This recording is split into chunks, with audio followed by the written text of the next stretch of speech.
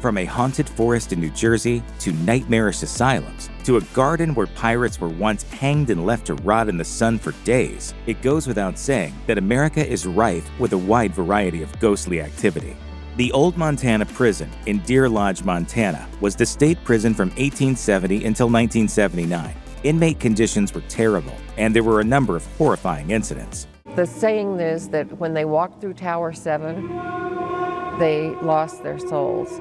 The most notorious event in the prison's history is the riot of 1959, during which prisoners took control of the prison for 36 hours. During the riot, they imprisoned guards in the hole, killed the deputy warden, and held the warden hostage in hopes of attaining better living conditions for all inmates. Their demands weren't met. Instead, the National Guard were called in, and the two ringleaders wound up committing suicide. In 1979, after the prison shut down, it became a museum, now notorious for paranormal activity. There have been sightings of strange figures, eerie mists, and cold spots, but the hole is thought to contain a malevolent spirit that has physically shoved people. One friendly ghost is said to be that of Turkey Pete, a well-loved but mentally ill inmate who sold nearby turkeys to other prisoners in exchange for fake money. Hummel Park in Omaha, Nebraska, has been the subject of wild legends going back over a century, making it perhaps the most haunted place in the Cornhusker State. The park was originally the most classic of haunted locations, a Native American burial ground. Beyond that, the park's trees are said to be permanently bent due to a series of lynchings that took place there in the early 1900s. Legends say an abandoned shelter known as Devil's Den was the site of satanic rituals and sacrifices. And there's also a rumor that a hidden colony of albinos have been hiding in the woods since the 1950s. Now, is any of that true? Who knows? But the park is home to a set of steps called the Morphing Stairs, because they never have the same set of steps twice and might lead to hell, plus an overlook called the Devil's Slide, where many suicides are said to have happened. Virginia City, Nevada was a boom town in the mid-1800s thanks to the Comstock lode, the first major lode of silver ore discovered in the United States. In the 1870s, the cool hangout was the city's oldest saloon, the Washoe Club. The wealthy citizens who hung out there included tycoons, magnates, and politicians. Today, the saloon is best known as the most haunted building in a city already famous for being the most haunted in the Silver State. The old saloon, now a museum, is home to a number of famous ghosts. We call this the demonic spirits room. We've had as many as 26 people that I could verify got scratched in this room. Perhaps the most famous is the so-called Lady in Blue, who is frequently spied at the top of the saloon's spiral staircase. Other ghosts include that of a frightened little girl, as well as a crusty old prospector who allegedly steals unattended drinks from patrons at the bar. The legend of ocean-born Mary goes as follows. Mary Wallace was born to a pair of Scotch-Irish immigrants in 1720 on the ship bringing them to America. Almost immediately after her birth, the ship was captured by pirates, but the captain was moved to mercy when he heard the baby crying and promised to let them all go free if the baby was named Mary, after his mother. The mother agreed, and the pirate gave her some green silk to use to make the girl's wedding dress. Mary eventually grew up and settled in Henniker, New Hampshire, living an otherwise fairly normal life.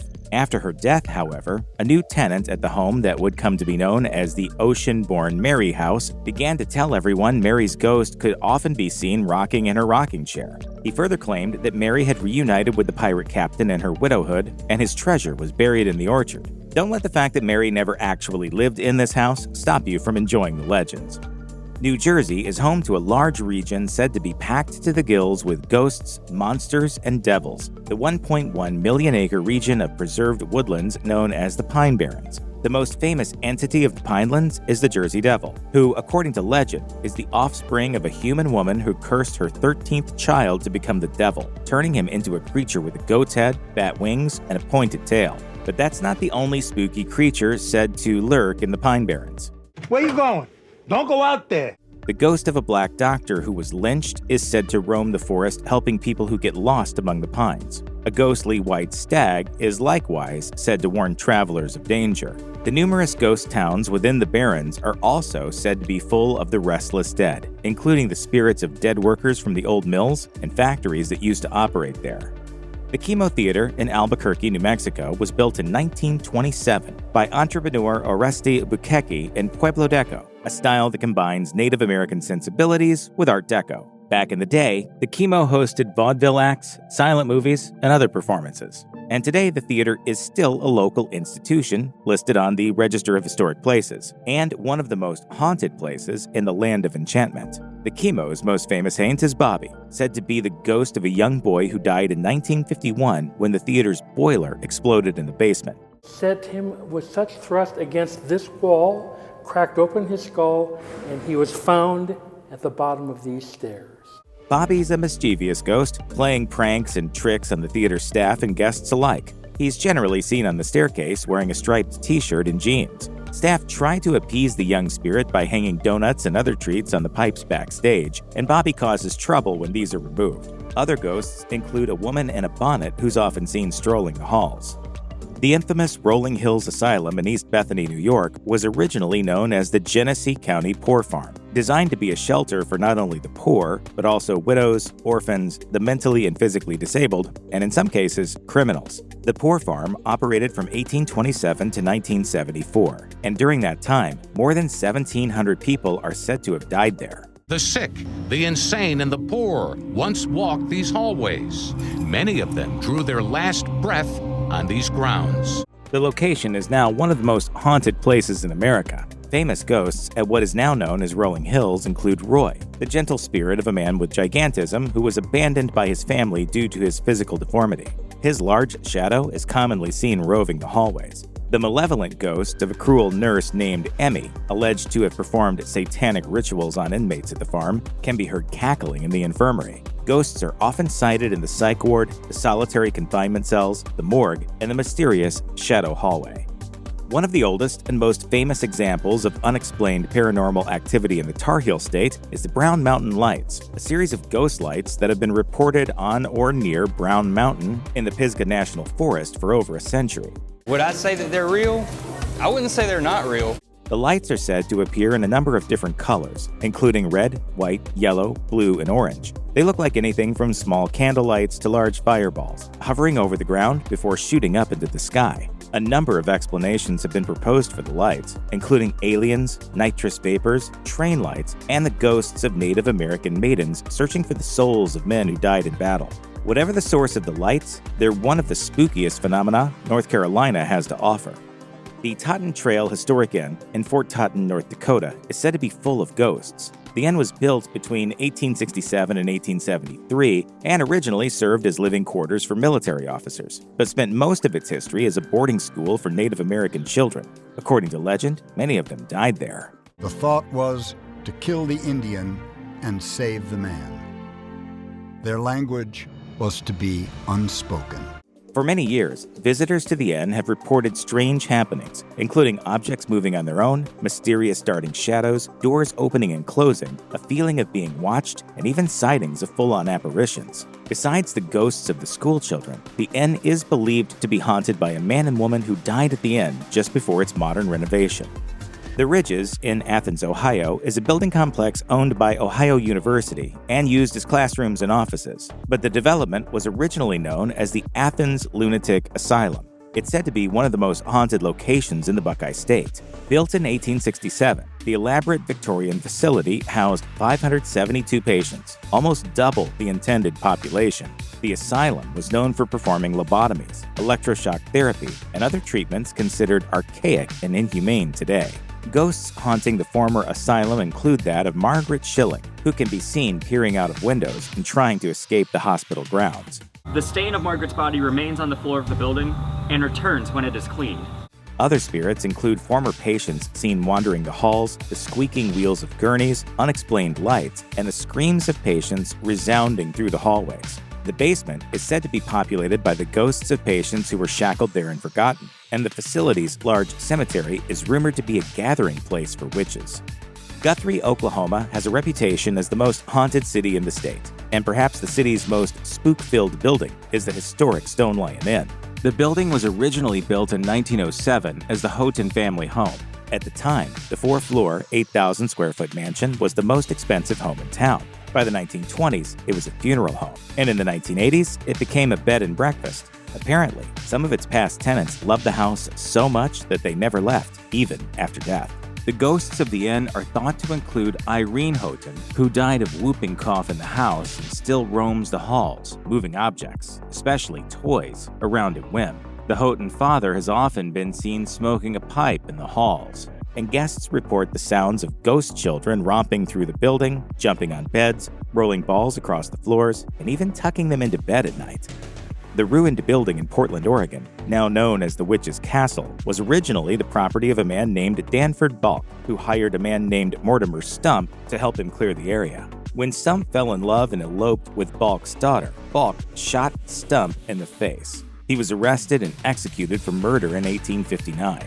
The property then came to belong to the city of Portland, which built the stone structure now known as the castle in the 1930s and used it as a park ranger station. The building was damaged by a storm in the 1960s, after which it was abandoned to the woods until partying teens discovered it in the 1980s. It's been a hangout spot ever since. The hollow stone shell of the former ranger station, now covered in moss and graffiti, is thought to be the home to the feuding spirits of Balk and Stump, whose laughter, screams, and whispers are frequently heard in the area. The 1863 Battle of Gettysburg was the turning point of the American Civil War. Some 50,000 men died or were gravely injured in the battle, and many of them never received a proper burial. It's no wonder the site is said to be host to a large number of restless spirits, including that of Confederate General Robert E. Lee. The Daniel Lady Farm, used as a Confederate field hospital during the battle, bore witness to thousands of dead and dying men, and it's said that the ghost of General Richard Ewell and 10,000 of his men still haunt the site. Likewise, the Baladerry Inn was the Union Army's field hospital, but it too is alleged to be haunted by the Confederate soldiers buried under its tennis court. The inn's gazebo is a hotspot for ghost sightings, and the battlefield itself is, of course, said to be home to innumerable wandering souls. In 1970, the Perrin family moved into a farmhouse known as the Old Arnold Estate, a 200-acre farm in Harrisville, Rhode Island. The family were soon experiencing paranormal events and a general sense of uneasiness in their own home. They called in famed paranormal investigators Ed and Lorraine Warren to determine the cause of the spooky happenings. The Warrens claimed the house was haunted by the ghost of Bathsheba Sherman, a Satanist who lived there during the 19th century and was said to be responsible for the hair-pulling, door-slamming, night screaming, and other phenomena happening in the Perrin home. There's someone behind the door. If this sounds familiar, it's because it's the plot of the 2013 film The Conjuring, based on events in the Perrin home as recorded by the Warrens. The Arnold Estate, now known as the farm on Round Top Road or just the Conjuring House, is available to tour, and guests report strange happenings there to this day. You know that show Our Flag Means Death? The one where gentleman pirate Stede Bonnet and Blackbeard kiss and drink tea and stuff? Here we are, just the whole band of us, killing and having to kill. Well, in 1718, the real-life Stede Bonnet and 30 of his men were hanged near White Point in Charleston, South Carolina, after a failed attempt to capture the city. Their bodies were left hanging for days to rot in the sweltering southern sun before being thrown into the marshes as a sign of how unwelcome piracy was on South Carolina's shores. To this day, Battery Park and White Point Garden are known as the place where pirates are hanged. The ghosts of the dozens of pirates hanged at White Point are said to lurk in the bucolic garden, with visitors claiming to have seen faces peering at them from the trees and apparitions of bodies swinging from the branches. At midnight, screams are said to tear through the air, and the faces of the executed pirates can be seen reflected in the water. The Hotel Alex Johnson in Rapid City, South Dakota, was built in the 1920s by railroad tycoon Alex Johnson as a luxurious place to stay while visiting nearby Mount Rushmore. In its century-long history, the hotel has hosted presidents, celebrities, and dignitaries, and was even used in Alfred Hitchcock's classic 1959 thriller North by Northwest. But the Hotel Alex Johnson is rumored to be the most haunted hotel in South Dakota, thanks in part to a number of unsolved deaths that occurred on the grounds. The three ghosts most often spotted by guests of the hotel include Alex Johnson himself, who's said to stick around to make sure his hotel is being taken care of properly. Next is a little girl who runs up and down the 8th floor hallway knocking on doors and giggling before vanishing. The third is the Lady in White, a bride who died there mysteriously on her wedding night. In 1817, John Bell and his family started experiencing weird phenomena in their Adams, Tennessee cabin. Strange animals began appearing, and soon there were odd knocking sounds coming from both outside and inside the house. Add to that the sound of rats chewing, rocks falling, chains rattling, and more. Eventually, an entity spoke to the Bell family. It identified itself as the witch of Old Kate Batts, and soon became known as the Bell Witch. Eventually, these noises came inside, got in Betsy Bell's room, and it started slapping and pulling her hair. Kate tortured the family, especially Patriarch John and daughter Betsy, on an almost daily basis for 3 years, pinching, pulling hair, poking with pins, and scratching. Once John Bell died in 1820, the witch considered her mission accomplished and left the family alone before returning briefly 7 years later. It's believed Kate's spirit now haunts the cave on the Bell's property and is still responsible for strange happenings around Adams today. Texas is the most haunted state in America, with more reports of paranormal sightings than anywhere else in the U.S. As a result, there are a number of very strong candidates for the most haunted place in the Lone Star State, including the Alamo and the unexplained Marfa Lights. But the most likely place to spot a ghost is Austin's Driskill Hotel. The Driskill was built in 1886 by cattle baron Jesse Driskill, who made a fortune selling beef to the Confederate Army. The Driskill ghosts include Jesse himself, who lost the hotel in a poker game shortly after its opening and can be seen smoking cigars in the guest rooms. Room 329 is said to be home to the ghost of a woman who killed herself after her fiancé called off their wedding. A child who fell down the stairs reaching for their ball can also allegedly be seen bouncing its toy in the stairwell. She likes to, turn the water off and on, flicker the lights. She'll sometimes tug at guests' clothes or tickle their feet. There's a haunted painting on the 5th floor as well, and even the ghosts of Lyndon and Lady Bird Johnson are said to hang around the ballroom. The old Tooele Hospital in Tooele, Utah, was originally the family home of Samuel F. Lee, but over time became a poorhouse and then a public hospital. The hospital was underfunded and didn't even have a morgue. Bodies were stacked in an unrefrigerated room until the coroner arrived. These days, the old hospital is the site of a haunted attraction called Asylum 49. Tourist attraction or not, the site is said to be the location of much real paranormal activity. When you can physically see a spirit that has eyes, nose, mouth, that's the part that freaks me out still today. The ghosts include that of former owner Samuel F. Lee and his young son Thomas, who plays pranks on visitors. The ghost of an elderly patient named Wes is said to aimlessly wander the building with a dangerous dark entity close behind. A spectral nurse named Maria is supposed to protect visitors from accidentally stepping through a portal to the other side. The old hospital allegedly has several. There are a number of other well-known named spirits there, in addition to the traditional orbs, mists, and spooky sounds. There's a legend in Stowe, Vermont, about a covered bridge on the aptly named Covered Bridge Road. As the story goes, in the 1920s, a teenage girl was waiting for her boyfriend at a certain covered bridge so they could elope. But her boyfriend never showed, and in despair, the young girl, known as Emily, hanged herself from the bridge's rafters. Or maybe she was left at the altar and sped away from the church in a carriage that crashed over the bridge, or some other variation. Whatever the story, Emily's Bridge is said to be one of the most haunted places in America. Visitors claim those that drive through the covered bridge emerge with long, claw-like gouges down the sides of their cars. The bridge is supposed to be home to strange visual phenomena, including orbs and unexplained lights, as well as a spooky woman's voice. One ghost hunter claims he experienced terrible pains in his neck and a roaring sound in his ears when he went to look for Emily's ghost. St. Albans Sanatorium in Radford, Virginia, was originally a Lutheran boys' school where bullying was encouraged to the point that a number of students took their own lives.